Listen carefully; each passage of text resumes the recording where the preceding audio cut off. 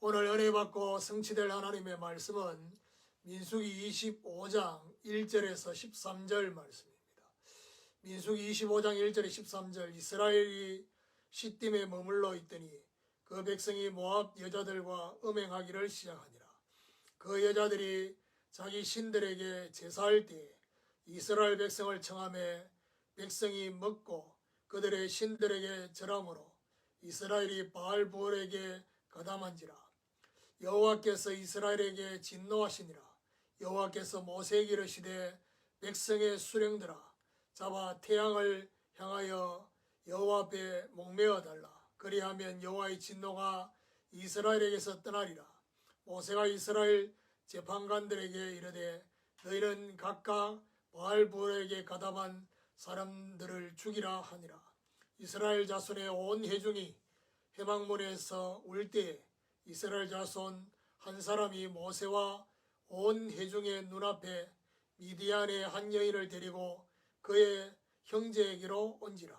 제사장 아론의 손자 엘르아살의 아들 비느하스가 보고 회중 가운데서 일어나 손에 창을 들고 그 이스라엘 남자를 따라 그의 막사에 들어가 이스라엘 남자와 그 여인의 배를 꿰뚫어서 두 사람을 죽이니 연병이 이스라엘에게서 그쳤더라. 그 연병으로 죽은 자가 24,000명이었더라.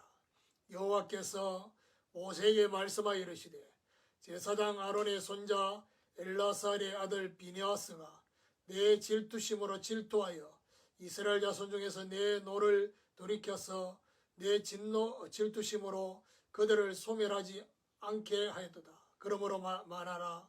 내가 그에게 내 평화의 언약을 주리니 그와 그의 후손에게 영원한 제사장 직분의 언약이라.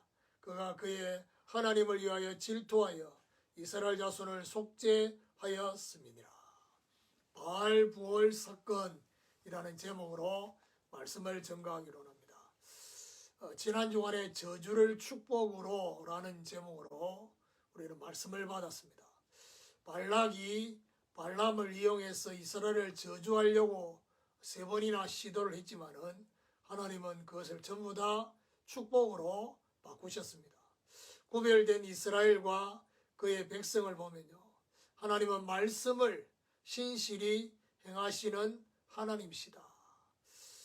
하나님 나라와 그의 왕에 대해서 그리스도의 통치를 알려주시는 장면이 나와 있습니다.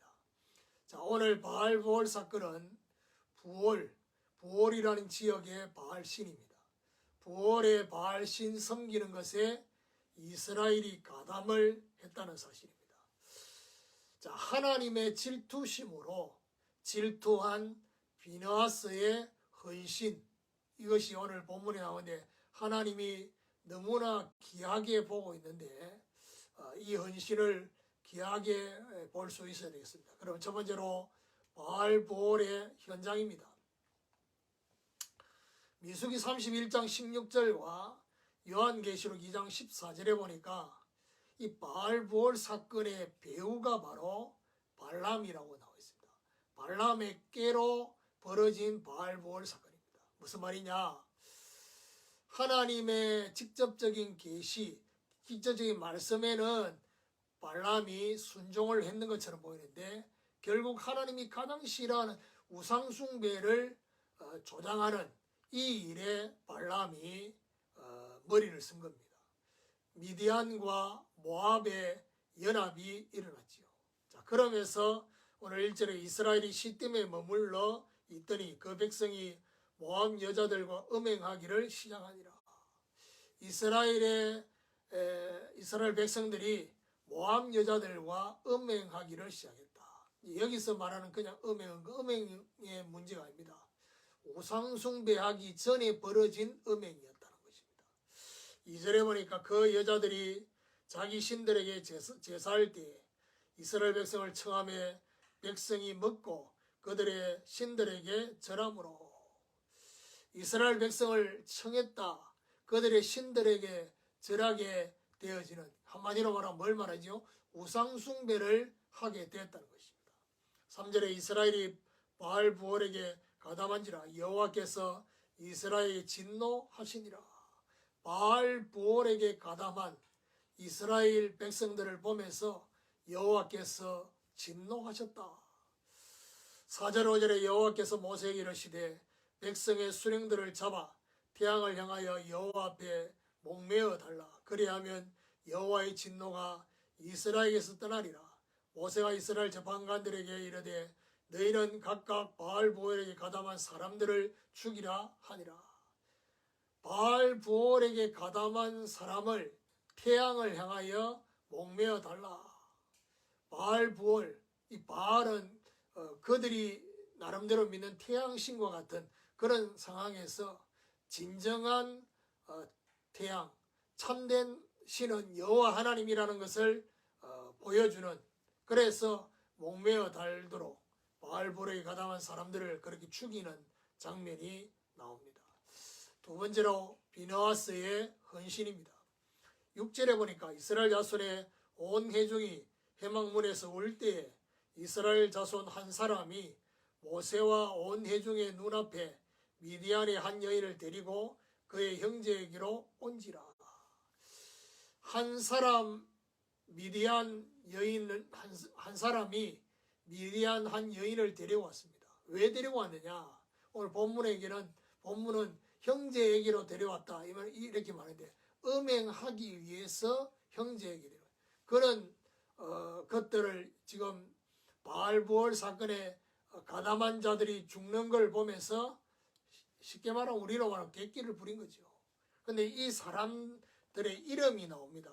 14절 15절에 보니까 죽임을 당한 이스라엘 남자 곧 미디안 여인과 함께 죽임을 당한 자의 이름은 시므리니 살루의 아들이요 시몬인의 조상의 가문 중 한 지도자였다 했습니다. 그리고 15절에 죽임을 당한 미디안 여인의 이름은 고스비이니 수르의 딸이라. 수르는 미디안 백성의 한 조상의 가문의 수령이었더라. 이 양쪽 나라의 어떤 면에서는 지도자급의 그런 반란이 일어난 거죠.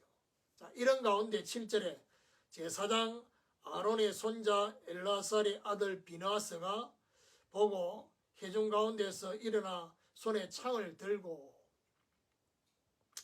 그 이스라엘 남자를 따라 그의 막사에 들어가 이스라엘 남자와 그 여인의 배를 꿰뚫어서 두 사람을 죽이니 연병이 이스라엘 자손에게서 그쳤더라.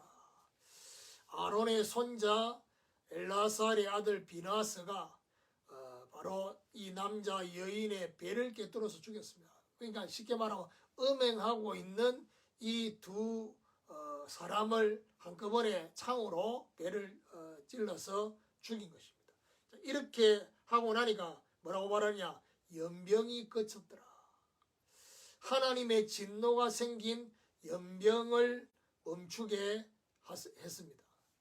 자, 그러면서 9절에 보니까 그 연병으로 죽은 자가 24,000명이었더라. 연병으로 죽은 자가 24,000명. 그런데 고린도전서 10장 8절에 보니까 바울이 이 사건을 인용하면서 뭐라고 말하냐? 23,000명이다 라고 되어 있습니다. 그 말은 무슨 말이냐 하면 직접적인 연병은 23,000명이고요. 바알 부올 사건에 가담한 자가 1,000명이었던 것입니다. 그래서 합쳐서 24,000명이다. 자, 세 번째로 영원한 제사장의 언약입니다. 11절에 보니까 제사장 아론의 손자 엘라살의 아들 비느하스가 내 질투심으로 질투하여 이스라엘 자손 중에서 내 노를 돌이켜서 내 질투심으로 그들을 소멸하지 않게 하였도다. 하나님의 질투심으로 질투한 비느하스.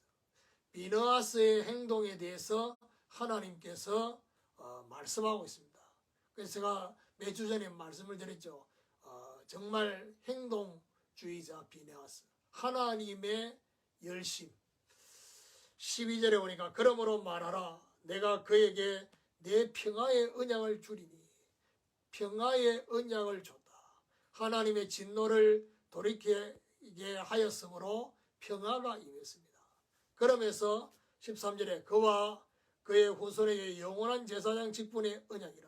그가 그의 하나님을 위하여 질투하여 이스라엘 자손을 속죄하였습니다. 영원한 제사장의 언약, 하나님을 위하여 질투함으로써 그와 그의 후손에게 영원한 제사장의 직분을 감당할 수 있도록, 끊어지지 않도록 이스라엘 자손을 속죄했습니다. 제사장 직분이 끊어지지 않고 계속 지속될 것을 말씀하고 있습니다. 17절 18절에 미디안인들을 대적하여 그들을 치라.